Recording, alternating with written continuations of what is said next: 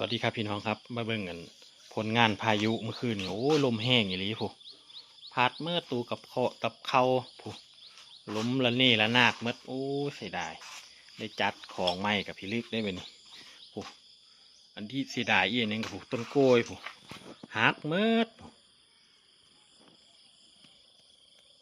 มีแต่คือกล้วยทั้งเมื่อยังมีทันได้ตื่นอยู่โอ้เสียดายไปเบิ่งคือเดี๋ยวเราพาไปเบิ่งคือเด้อโอ้ยล้มหักเมื่อเด้อโอ้ยต้นโกยเอ้ยผู้ฮักอันนี้ยังมีตึงอยู่คือนี้ยังมีตึงตัวนี้แกยังมีตึงตัวนั้นก็ยังมีตึงโอ้ยตายก็สีค้ำไว้บ่จังสีอยู่นี่เสียหายหมดเลยต้นโกยผลไม้มาเบิ่งฟังทางนี้เป็นจังไดเซาะมดถนนหนทาง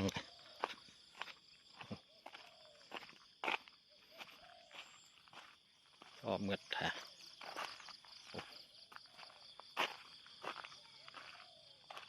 เบิ่งต้นไม้โคนเลยต้นนี้โอ้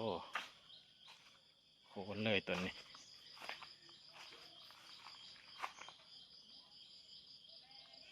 เรียบร้อย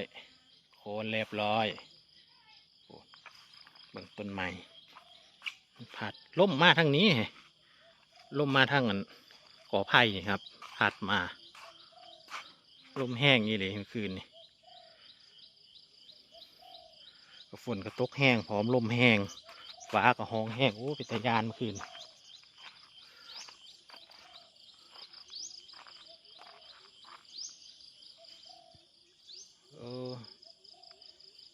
ไฟกระดับยังมีเทนมาอยู่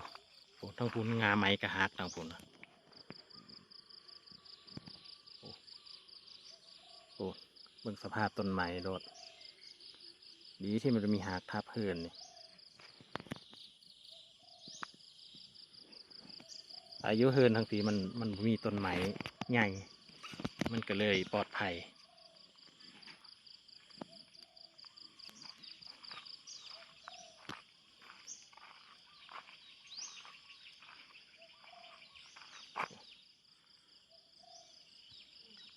เอาครับจังพบกันใหม่